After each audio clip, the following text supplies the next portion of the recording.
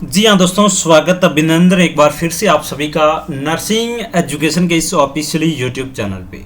जी हाँ प्यारा दोस्तों, ESIC D SSSB सीरीज को आज कंटिन्यू कर रहे हैं आगे की ओर। दोस्तों आज की जो आपकी क्लास है 29 नंबर रहने वाली है। जी हाँ दोस्तों, 29 नंबर क्लास आज की रहने वाली है। टोटल आप सभी को पता है कि 28 क्लासेज ऑलरेडी हमने डिस्कस कर ली है। चैनल पे आप विजिट करके इस क्लास को अटेंड करने के बाद वो सारी क्लासेज आप जरूर देखें। प्लेलिस्ट में जाएं नर्सिंग एजुकेशन के, वहाँ पे आपको सारी क्लासेस का लिंक मिल जाएगा दोस्तों, या फिर टेलीग्राम चैनल पे हम लिंक आपको अवेलेबल करवा देंगे। वहाँ से जाके आप पूरी क्लासेस दोस्तों जरूर देखें। हाँ दोस्तों, आप सभी को पता है कि आपके ESIC के एग्जाम्स को पॉइंट ऑफ व्यू को ध्यान में रखते हुए हमने वो हर एक इंपॉर्टेंट क्वेश्चंस आप तक डिलीवर किया है जो कहीं ना कहीं आपको डायरेक्टली और इनडायरेक्टली ESIC के एग्जाम्स के अंदर हेल्पफुल साबित होने वाले हैं। जी हाँ दोस्तों, आज के सेशन को कैरी ऑन करते हैं दोस्तों। ये आपका क्वेश्चन लास्ट सेशन का लास्ट क्वेश्चन था। आप सभी को मैंने बोला था कि इसका आंसर आप सभी को कमेंट बॉक्स के अंदर देना था। वो क्वेश्चन अपन डिस्कस कर लेते हैं। आज के सेशन का फर्स्ट क्वेश्चन यहाँ पे रहने वाला है, increase pulse rate during sleeping in is seen in. जी हाँ दोस्तों, बड़ा शानदार क्वेश्चन है कि पल्स रेट इंक्रीज देखने को मिल रही है कब, जब आप सो रहे हैं उस टाइम, स्लीपिंग के टाइम किस कंडीशन में आपको पल्स रेट इंक्रीज देखने को मिलेगी। ऑप्शन की बात कर तो फर्स्ट ऑप्शन आपका रहने वाला हाइपरथायरॉयडिज्म के पेशेंट के अंदर क्या सोते टाइम हार्ट रेट ज़्यादा देखने को मिलेगी, या फिर हाइपोथायरॉयडिज्म, या फिर ऑप्शन सी की बात कर तो डायबिटिक मेलाइटिस, ऑप्शन डी की बात कर तो डायबिटीज इंसिपिटस के पेशेंट के अंदर क्या during sleeping increase pulse rate देखने को मिलेगी। जी हाँ दोस्तों, यदि अपन बात करें जब आपका सोते टाइम पल्स रेट बढ़ जाती है, कौन सी डिजीज में बढ़ती है, हाइपरथायरॉयडिज्म के पेशेंट के अंदर देखने को मिलती है। हाइपरथायरॉयडिज्म के पेशेंट के अंदर ऑप्शन नंबर आपका यहाँ पे ए राइट आंसर जाने वाला है। जो हाइपरथायरॉयडिज्म का पेशेंट है उसके अंदर कहीं ना कहीं हार्ट रेट है वो कहीं ना कहीं इंक्रीज देखने को मिल सकती है ड्यूरिंग स्लीपिंग के टाइम। क्लियर चीज है, जब स्लीपिंग के टाइम बात करें तो हार्ट रेट बढ़ जाती है हाइपरथायरॉयडिज्म के पेशेंट के अंदर। चलिए नेक्स्ट क्वेश्चन की ओर मूव करते हैं दोस्तों। एक और शानदार क्वेश्चन आप सभी की स्क्रीन पे दोस्तों, आप सभी लोग आंसर जरूर पुटअप करें इन सभी क्वेश्चंस के। मैंने आपको बोला था कि हर एक वो क्वेश्चंस आप तक डिलीवर करने का हमारा प्रयास रहेगा जो कहीं ना कहीं आपके एग्जाम्स के पॉइंट ऑफ व्यू से बड़ा हेल्पफुल साबित होने वाला है। क्लियर चीज है। चलिए दोस्तों बात करते हैं नेक्स्ट क्वेश्चंस की। क्वेश्चन में क्या पूछा गया है कि ECG इज यूज्ड असेसमेंट या फिर फंक्शनिंग ऑफ ऑर्गन। जी हाँ दोस्तों, ECG किसके असेसमेंट या फिर किसके फंक्शनिंग के लिए, कौन से ऑर्गन के लिए यूज की जाती है। इलेक्ट्रोकार्डियोग्राम आप सभी को पता है, इलेक्ट्रोकार्डियोग्राम या फिर इलेक्ट्रोकार्डियोग्राफ किसके असेसमेंट के लिए यूज करते हैं, कौन से ऑर्गन के लिए करते हैं, ब्रेन के लिए या फिर हार्ट के लिए या फिर लीवर के लिए या फिर मसल्स के लिए यूज करते हैं। आप सभी को पता है कि ECG किस में करते हैं, हार्ट के लिए की जाती है ECG। जी हाँ दोस्तों, बात करें तो ऑप्शन नंबर बी दोस्तों राइट आंसर रहने वाला है। मैंने आपको बताया था कि ऐसे भी इजी क्वेश्चंस आपको देखने को मिलेंगे। 40 से लेके 50% question direct one liner type questions आते हैं हर एक एग्जाम्स में दोस्तों। यही पैटर्न रहता है कि 40 से लेके 50% क्वेश्चंस कहने के इजी पैटर्न के अंदर डाल देते हैं, वो आपको बिल्कुल राइट करना बहुत ही जरूरी है। इनमें से यदि आप क्वेश्चंस रॉन्ग करते हो तो कहीं ना कहीं मेरिट से आप बहुत दूर चले जाते हो। क्लियर चीज है दोस्तों। नेक्स्ट वन क्वेश्चंस की ओर मूव करते हैं दोस्तों। एक और शानदार क्वेश्चंस आप सभी की स्क्रीन पे दोस्तों, आप सभी लोग अच्छे से रीड करें देन अपना आंसर पुट अप करें। क्लियर चीज है दोस्तों। 27 नंबर क्वेश्चन है दोस्तों। आप सभी को पता है कि लास्ट क्लास के अंदर ESIC के जो टोटल 25 क्वेश्चन है 2016 के अपन डिस्कस किए थे। सेकंड शिफ्ट का अपन पेपर डिस्कस कर रहे हैं ESIC का दोस्तों। 25 क्वेश्चंस लास्ट क्लास के अंदर डिस्कस किए थे। आज के क्लास के अंदर अपन 25 से स्टार्ट कर रहे हैं। क्लियर चीज है। इन ओबेसिटी ऑफ BMI, जी हाँ दोस्तों, बॉडी मास इंडेक्स, ओबेसिटी के अंदर दोस्तों बॉडी मास इंडेक्स कितना आपका रहने वाला है। ऑप्शन की बात कर तो मोर देन 20 kg पर मीटर स्क्वायर, या फिर बात कर तो 25 kg पर मीटर स्क्वायर, या फिर बात कर तो आपका 30 kg पर मीटर स्क्वायर, या फिर मोर देन 36 kg पर मीटर स्क्वायर। क्या दोस्तों राइट आंसर रहने वाला है। यदि अपन बात करें दोस्तों ओबेसिटी का पूछा गया है तो ओबेसिटी के अंदर हमेशा BMI कम से बात करें तो मोर देन 30 देखने को मिलती है। मोर देन 30 ओबेसिटी वाले पेशेंट के अंदर देखने को मिलती है। यहाँ पे बात करें तो ऑप्शन नंबर आपका सी यहाँ पे राइट आंसर रहने वाला है। जी दोस्तों, यदि नॉर्मल की यदि पूछा जाता है तो 18.5 से लेके आपकी 24.9 आपका क्या है नॉर्मल BMI देखने को मिलती है। 18 से कम यदि आपको BMI देखने को मिल रही है उसको अपन अंडरवेट के अंदर कंसीडर करेंगे। और 24.9 से यदि ज़्यादा देखने को मिलती है उसके अपन ओवरवेट के अंदर कंसिडर करेंगे। उसके बाद में ओबेज आएगा, उसके बाद में ओबेसिटी, ये सारी कंडीशन आपको देखने को मिलेगी। माइल्ड, मॉडरेट, सारी चीज़ें अपन ने ऑलरेडी डिस्कस कर ली है और अपकमिंग क्लासेस के अंदर भी अपन डिस्कस करते रहेंगे। क्लियर चीज़ है। 28 नंबर क्वेश्चन आज के सेशन का रहने वाला है normal pH of the blood. दोस्तों ब्लड की नॉर्मल पीएच कितनी रहने वाली है? बड़ा दोस्तों शानदार क्वेश्चन है। ऑप्शन की बात करें तो फर्स्ट ऑप्शन आपका रहने वाला है 7.3 से लेकर 7.45। क्या ये नॉर्मल ब्लड की पीएच है? या फिर बात करें ऑप्शन नंबर बी 7.35 से लेकर 7.45। ऑप्शन सी की बात करें तो 7.35 से लेकर 7.4। ऑप्शन डी की बात करें तो 7.3 से लेकर 7.45।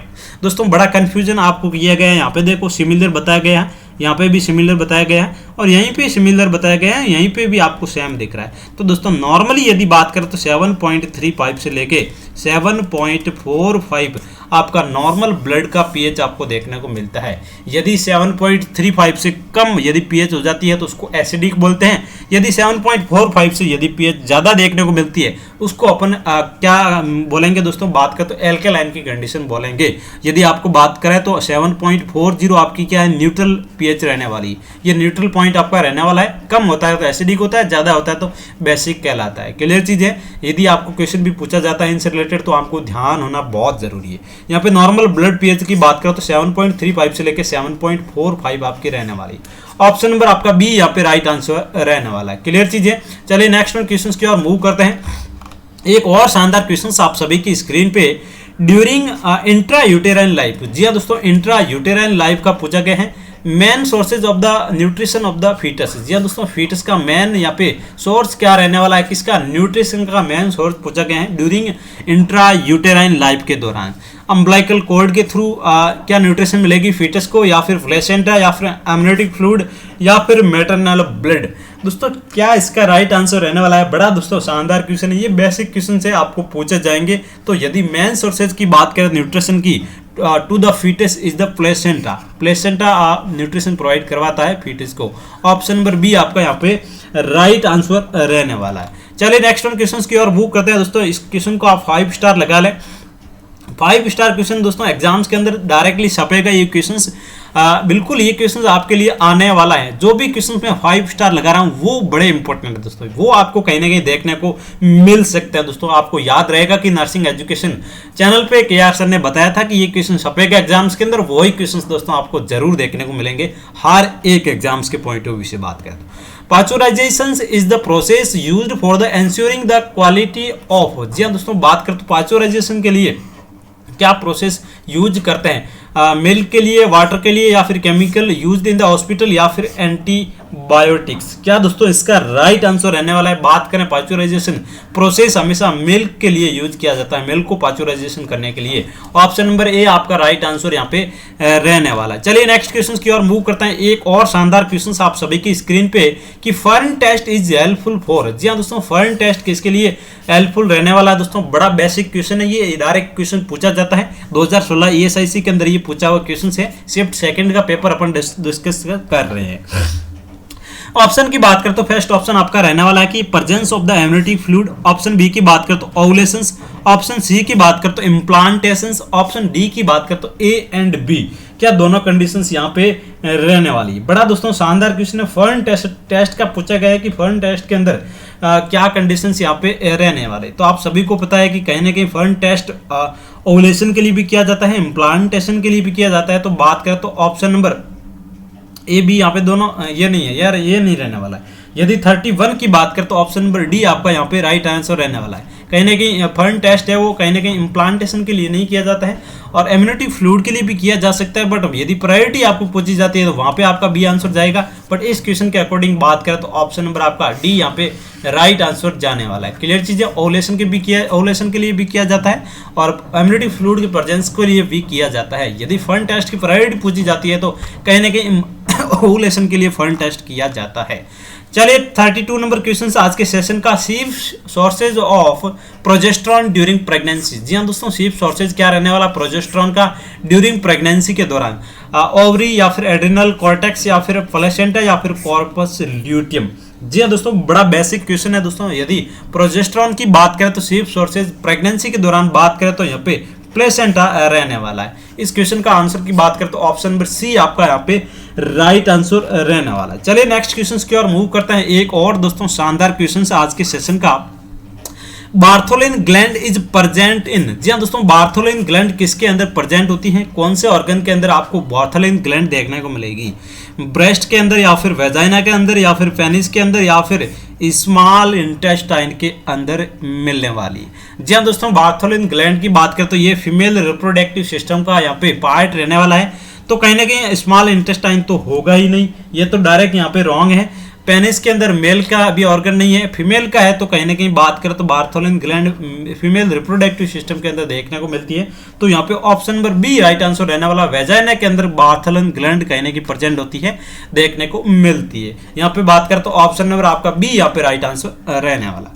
चलिए नेक्स्ट वन क्वेश्चन की और मूव करते हैं दोस्तों। ये सारे जो इजी क्वेश्चंस आपको लग रहे हैं ये 2016 के अंदर पूछे हुए क्वेश्चन से रहने वाले हैं। ESIC प्रीवियस ईयर्स के पेपर के अंदर ये पूछे हुए क्वेश्चंस आप सभी के लिए रहने वाले हैं। चलिए 34 नंबर क्वेश्चन आज के सेशन का, ब्लीडिंग डिसऑर्डर इज। दोस्तों बड़ा कंफ्यूजन वाला क्वेश्चन है कि ब्लीडिंग डिसऑर्डर कौन सा रहने वाला। सभी आपको ब्लीडिंग डिसऑर्डर लगते हैं, लेकिन कहीं ना कहीं एक है वो ब्लीडिंग डिसऑर्डर यहाँ पे इनमें से नहीं है। कौन सा ब्लीडिंग डिसऑर्डर रहने वाला है ये यहाँ पे पूछा गया है। दोस्तों बात करें तो ब्लीडिंग डिसऑर्डर क्या हीमोफीलिया को बोलेंगे, क्या सिकल सेल एनीमिया को बोलेंगे, क्या बीटा थैलेसीमिया को बोलेंगे, क्या DIC को बोलेंगे। यदि ब्लीडिंग डिसऑर्डर की बात करें तो हीमोफीलिया आपका क्या एक ब्लीडिंग डिसऑर्डर यहाँ पे रहने वाला है। इसका बात करें तो ऑप्शन नंबर आपका ए यहाँ पे राइट आंसर रहने वाला है। चलिए नेक्स्ट वन क्वेश्चन की ओर मूव करते हैं। 35 नंबर क्वेश्चन रहने वाले हैं आज के सेशन का। एक और धमाकेदार क्वेश्चन है, urine pregnancy test is based upon the hormone. जी हाँ दोस्तों, यूरिन जो बात करें तो प्रेगनेंसी टेस्ट किसके बेस पे यहाँ पे रहने वाला है, एस्ट्रोजन या फिर HCG ह्यूमन कोरियोनिक गोनेडोट्रोपिन या फिर प्रोजेस्टेरोन या फिर टेस्टोस्टेरोन। आप सभी को पता है कि जो बात करें तो प्रेगनेंसी टेस्ट रहने वाला है SGG human chorionic gonadotropin. Urine pregnancy test is based upon SGG hormone. Option की बात करें तो ऑप्शन नंबर बी आपका यहाँ पे राइट आंसर रहने वाला है। क्लियर चीज है, ये भी बेसिक क्वेश्चन है, पूछे हुए क्वेश्चन यहाँ पे रहने वाला है। चलिए एक और शानदार क्वेश्चन आप सभी की स्क्रीन पे, muscles of the inspiration is. ध्यान दोस्तों, इंस्पायरेशन के टाइम कौन सी मसल्स यूज होती है आपकी रेस्पिरेशन के दौरान, डायफ्राम या फिर स्टर्नम या फिर रिब्स या फिर एब्डोमिनल मसल्स। जी हाँ दोस्तों, बड़ा बेसिक क्वेश्चन है, आपको आंसर आना बहुत ही जरूरी है। यदि इसकी बात करें तो इसका डायफ्राम का कहीं ना कहीं रोल रहता है किसके दौरान, इंस्पायरेशन के दौरान, डायफ्राम की मसल्स के लिए। ऑप्शन नंबर ए आपका यहाँ पे राइट आंसर रहने वाला है। इंस्पायरेशन के दौरान डायफ्राम की मसल्स कहने की यूज होती है। ऑप्शन नंबर आपका ए यहाँ पे राइट आंसर रहने वाला है। चलिए नेक्स्ट वन क्वेश्चन की ओर मूव करते हैं दोस्तों। एक और धमाकेदार क्वेश्चन आप सभी की स्क्रीन पे, क्वेश्चन को आप सब लोग अच्छे से रीड करें। 37 नंबर क्वेश्चन रहने वाला कि TORCH include all of the following except. जी हाँ दोस्तों, टॉर्स के अंदर सारी कंडीशंस यहाँ पे देखने को मिलती हैं, एक है वो यहाँ पे नहीं रहने वाली है टॉर्स के इन्फेक्शन के अंदर। जी हाँ दोस्तों, बात करें ऑप्शन नंबर ए आपका टिटनस, ऑप्शन बी की बात करें तो रूबेला, ऑप्शन सी की बात करें तो साइटोमेगलोवायरस, ऑप्शन सी की डी की बात करें तो हर्पस वायरस। क्या कंडीशंस यहाँ पे नहीं रहने वाली है। जी हाँ दोस्तों, बात करें तो ऑप्शन आपका रूबेला भी होता है टॉर्स इन्फेक्शन के अंदर, साइटोमेगलोवायरस भी होता है, हर्पस इन्फेक्शन भी देखने को मिलता है, और टी का मतलब होता है टोगो वायरस। तो यहाँ पे टिटनस नहीं होता है। ऑप्शन नंबर ए यहाँ पे एक्सेप्ट के अंदर रहने वाला है, बाकी सभी कंडीशंस रहने वाली है, बट टिटनस यहाँ पे नहीं रहने वाला। ऑप्शन नंबर यहाँ पे ए राइट आंसर रहने वाला है। चलिए नेक्स्ट वन क्वेश्चंस की ओर मूव कर दोस्तों। 38 नंबर क्वेश्चन यहाँ पे रहने वाला है कि ORS।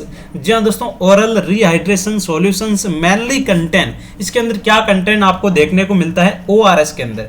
जी हाँ दोस्तों, सोडियम ग्लूकोज या फिर कैल्शियम कार्बोनेट या फिर सोडियम बाइकार्बोनेट या फिर ऑप्शन डी की बात करें तो पोटेशियम बाइकार्बोनेट देखने को मिलेगा।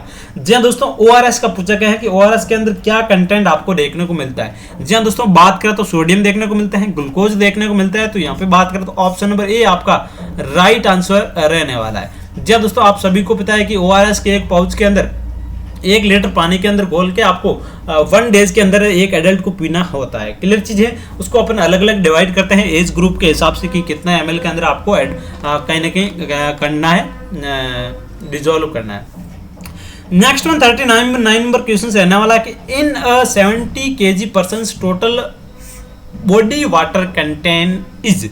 जी हाँ दोस्तों, 70 kg का पर्सन है और उसके अंदर कहीं ना कहीं कितने परसेंटेज बॉडी वाटर यहाँ पे रहने वाला है। आप सभी को पता है कि 50% एडल्ट के अंदर माना गया है, कहीं ना कहीं 50 से लेके 60% माना गया है कि 50 से लेके 60% कहीं ना कहीं एक एडल्ट के अंदर क्या होता है, वाटर होता है। क्लियर चीज है, 50% एवरेज माना जाता है। क्लियर चीज है, तो यहाँ पे बात करें तो 50% के हिसाब से कितना होने वाला है, क्या 35 लीटर वाटर होता है, या फिर 40 लीटर, या फिर 42 लीटर, या फिर 46 लीटर।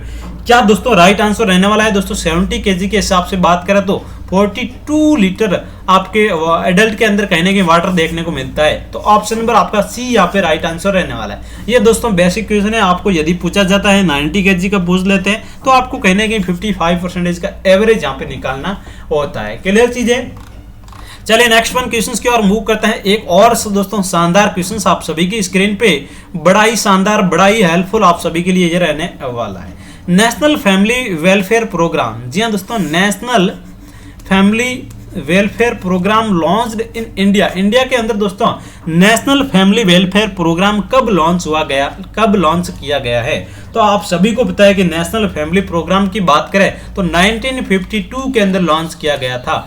ऑप्शन दोस्तों बी यहाँ पे राइट आंसर रहने वाला है। 1952 के अंदर नेशनल फैमिली वेलफेयर प्रोग्राम है वो कहीं ना कहीं लॉन्च किया गया था। जी हाँ दोस्तों, India was first country in the world to have launched a national programme for the family planning. जी हाँ दोस्तों, 1952 के अंदर इंडिया एक फर्स्ट कंट्री बन गई थी जिन्होंने जो नेशनल फैमिली जो प्रोग्राम है वो लॉन्च किया गया था। फैमिली प्लानिंग प्रोग्राम 1952 के अंदर इंडिया एक ऐसी फर्स्ट कंट्री यहाँ पे रहने वाली है। तो ये आपके लिए की पॉइंट रहने वाला है, इसको आप नोट डाउन जरूर करें। क्लियर चीज है, चलिए नेक्स्ट वन क्वेश्चंस की ओर मूव करते हैं।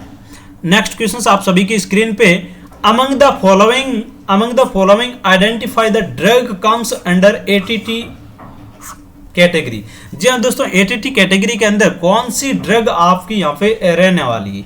जी हाँ, ऑप्शन की बात करें तो रिम्पाम्पिसिन, या फिर जुडोबिडिन, या फिर इरिथ्रोमाइसिन, या फिर नेविरापिन। क्या दोस्तों इसका राइट आंसर रहने वाला है? ATT की कैटेगरी के अंदर पूछा गया है कि कौन सी ड्रग आने वाली है। बड़ा दोस्तों हेल्पफुल क्वेश्चन है, ये आपको डायरेक्ट पूछा जाएगा एग्जाम्स के अंदर। तो दोस्तों ATT के अंदर बात करें तो रिफाम्पिसिन देखने को मिलती है। रिफाम्पिसिन की बात करें तो कहीं ना कहीं रेड कलर की यूरिन कोज करता है। साइड इफेक्ट की बात करें तो क्लियर चीज है, ऑप्शन नंबर ए आपका यहाँ पे राइट आंसर रहने वाला है। चलिए नेक्स्ट वन क्वेश्चंस की ओर मूव करते हैं। आज के सेशन का एक और धमाकेदार क्वेश्चंस है, distal blood vessels of the leg की डिस्टल दोस्तों ब्लड वेसल्स है वो कौन सी यहाँ पे रहने वाली है? फीमोरल में है, या फिर पॉप्लिटियल, या फिर स्पेनोस, या फिर डॉर्सलिस फेडिस। जी हाँ दोस्तों, distal blood vessels of leg is कौन सी यहाँ पे रहने वाली है? बड़ा दोस्तों शानदार क्वेश्चन है, तो आप सभी को पता है कि कौन सी यहाँ पे रहने वाली है, डॉर्सलिस पेडिस। क्लियर चीजें, ऑप्शन नंबर आपका यहाँ पे डी राइट आंसर रहने वाला है। बहुत शानदार दोस्तों क्वेश्चन है, इस टाइप के क्वेश्चन आपको कहीं ना कहीं अपकमिंग एग्जाम्स के अंदर डायरेक्टली देखने को मिल सकते हैं।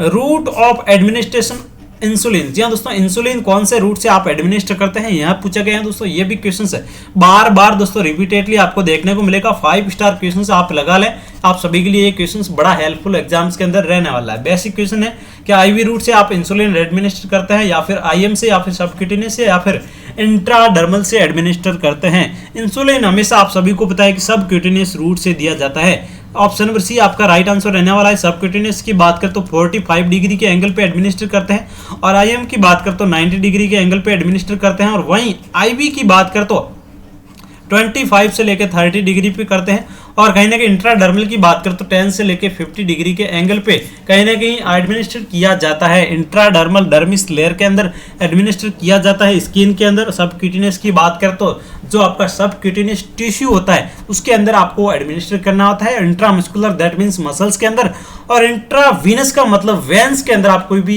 एडमिनिस्टर कर रहे हैं ड्रग, उसको अपन इंट्रावीनस रूट बोलते हैं। ये बेसिक क्वेश्चन है, आपको पूछे जाएंगे दोस्तों। ध्यान रखना है कि जेड ड्रग टेक्निक भी यूज की जाती है किसके अंदर, IM इंजेक्शन के अंदर। वो क्या होती है, इसका प्रोसेस क्या होता है दोस्तों? स्किन को इस टाइप से जेड ड्रग किया जाता है, देन आपको इंजेक्शन एडमिनिस्टर करना होता है ताकि ड्रग होता है उसका कहीं ना कहीं बैक फ्लो को रोका जाता है, कहीं ना कहीं इरिटेशन को कम किया जाता है। ऐसी इस टाइप के क्वेश्चन आपको पूछे जाएंगे एग्जाम्स के अंदर, तो बड़े आपको ध्यान रखना, इन क्वेश्चन का रिलेटेड बेसिक आना जरूरी रहने वाला है।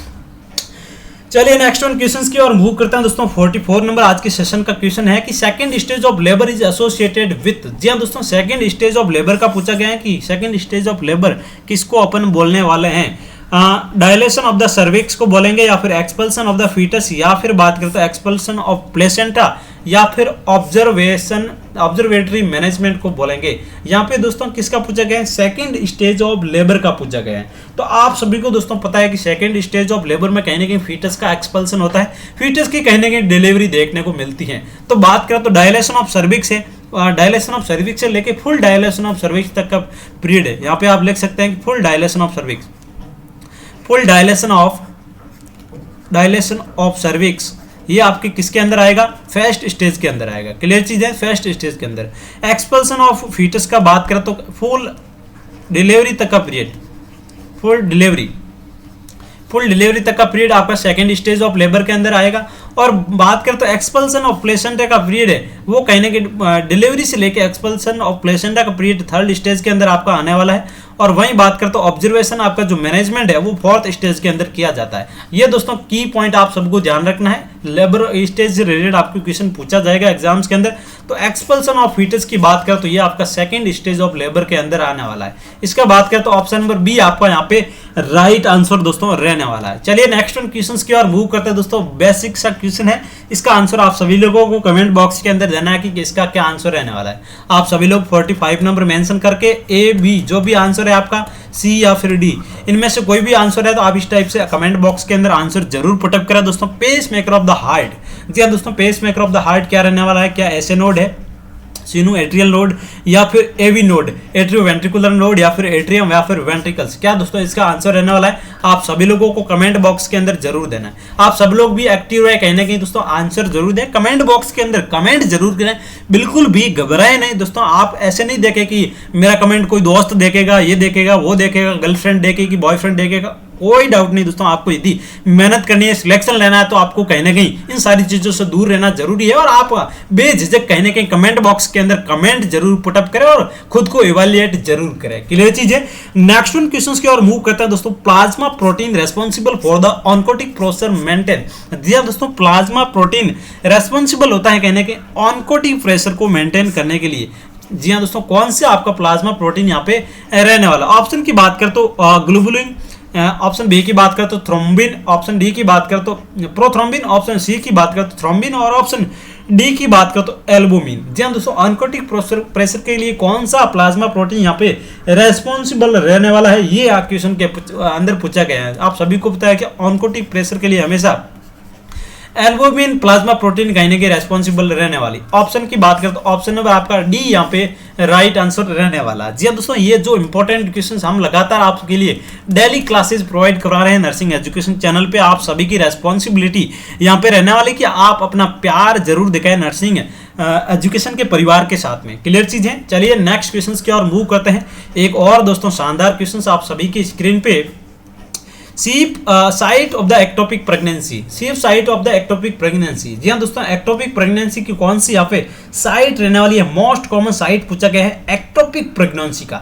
जी हाँ दोस्तों, फेलोपियन ट्यूब है, या फिर सर्विक्स है, या फिर ओवरी, या फिर आउटसाइड ऑफ द यूट्रस। क्या कंडीशंस दोस्तों यहाँ पे रहने वाली है, किसका पूछा गया है एक्टोपिक प्रेगनेंसी। जी हाँ दोस्तों, बेसिक सा क्वेश्चन है, आप सभी को आना बहुत जरूरी है। यहाँ पे दोस्तों साइट पूछा गया है, तो कहीं ना कहीं फेलोपियन ट्यूब के अंदर इसका कहीं ना कहीं इम्प्लांटेशन होता है, और कहीं ना कहीं बात करें तो आउटसाइड ऑफ द यूट्रस होता है। जी हाँ दोस्तों, ऑप्शन नंबर ए यहाँ पे राइट आंसर रहने वाला है। कहीं ना कहीं साइट पूछी गई है एक्टोपिक प्रेगनेंसी की, तो फेलोपियन ट्यूब होती है। इसमें बात करें तो मोस्ट कॉमन आपकी ट्यूबल प्रेगनेंसी देखने को मिलती है एक्टोपिक के अंदर। क्लियर चीज है। ऑप्शन नंबर आपका ए राइट आंसर रहने वाला कि outside of the uterus implantation of implantation होना, फर्टिलाइजेशन होना, इस कंडीशन को कहीं ना कहीं एक्टोपिक प्रेगनेंसी बोलते हैं। क्लियर चीज है। आउटसाइड में कहीं ना कहीं फेलोपियन ट्यूब के अंदर हो सकता है, ओवरी के अंदर हो सकता है, एब्डोमिन के अंदर भी हो सकता है। ये सारी कंडीशन एक्टोपिक प्रेगनेंसी के अंदर आने वाली है। चलिए नेक्स्ट वन क्वेश्चंस की ओर मूव करते हैं दोस्तों। एक और धमाकेदार शानदार क्वेश्चंस आप सभी के लिए 28 नंबर क्वेश्चन यहाँ पे रहने वाला है कि जेवीपी पॉइंट इज। जी हाँ दोस्तों, जेवीपी पॉइंट कौन सा रहने वाला है, जुगुलार वेन प्रेशर पॉइंट कौन सा यहाँ पे रहने वाला है, सुप्रा एक्सटर्नल नॉच, या फिर mid axillary line at fourth और ऑप्शन सी की बात करें तो जिपोइड प्रोसेस, ऑप्शन डी की बात करें तो स्टर्नोक्लिंडोमास्टोइड मसल्स। जी हाँ दोस्तों, जेबीपी का पॉइंट कौन सा रहने वाला है, जो आपकी जुगुलार वेन प्रेशर होता है कहीं ना कहीं, उसका कौन सा पॉइंट यहाँ पे रहने वाला है। यहाँ पे दोस्तों बात करें यदि राइट आंसर की तो मिड एक्सिलरी आपकी लाइन है, वो आपका यहाँ पे पॉइंट रहने वाला है जेवीपी का। ऑप्शन नंबर आपका बी यहाँ पे राइट आंसर रहने वाला है। ये दोस्तों डायरेक्ट क्वेश्चन पूछे जाने वाले एग्जाम्स के अंदर आपके लिए रहने वाला है। नेक्स्ट वन क्वेश्चन की बात करें तो 49 नंबर क्वेश्चन यहाँ पे रहने वाला है कि weaning start at month of age. जी हाँ दोस्तों, विनिंग कब स्टार्ट करते हैं, किस मंथ पे आपको विनिंग स्टार्ट करनी होती है। आप सभी को पता है कि एक्सप्लोजिव जो ब्रेस्ट फीडिंग होती है उसके बाद में विनिंग बोलते हैं, उसके विनिंग या फिर विनिंग को ही कॉम्प्लीमेंट्री फीडिंग बोलते हैं। तो वो कब स्टार्ट की जाती है आप सभी को पता है। सबसे पहले बात करें तो स्टार्टिंग 6 मंथ की जो फीडिंग है, स्टार्टिंग 6 मंथ फीड होती है, वो ब्रेस्ट फीड होती है, ब्रेस्ट फीडिंग होती है, ब्रेस्ट फीडिंग। और ब्रेस्ट फीडिंग को क्या बोलते हैं आप सभी को पता है, एक्सक्लूसिव ब्रेस्ट फीडिंग बोलते हैं, एक्सक्लूसिव ब्रेस्ट फीडिंग। यदि आपको एक्सक्लूसिव ब्रेस्ट फीडिंग बोला जाता है या फिर फर्स्ट 6 मंथ ब्रेस्ट फीडिंग बोला जाता है, तो वहां पे आपका आंसर जाने वाला है exclusive breast feeding first 6 month की। उसके बाद में यदि विनिंग स्टार्ट कर दी जाती है आफ्टर 6 मंथ विनिंग स्टार्ट करते हैं, तो इसका आंसर की बात करते तो ऑप्शन नंबर आपका बी यहाँ पे राइट आंसर रहने वाला है। बट आफ्टर 6 मंथ की बात करते तो विनिंग के अंदर कहीं ना कहीं सेमी सॉलिड फ्लूइड है वो ऐड कर दिया जाता है, कहीं ना कहीं राइस का वाटर है, बनाना है, ये सारी चीजें कहीं ना कहीं ऐड कर दी जाती हैं। जो आपका दाल का जो पानी होता है, ये सारी चीजें ऐड की जाती है, सेमी सॉलिड फ्लूइड। ये कब स्टार्ट किया जाता है, आफ्टर 6 मंथ पे स्टार्ट करना होता है। तो यहाँ पे बात करें तो ऑप्शन नंबर आपका बी राइट आंसर रहने वाला है 6 मंथ। क्लियर चीज है।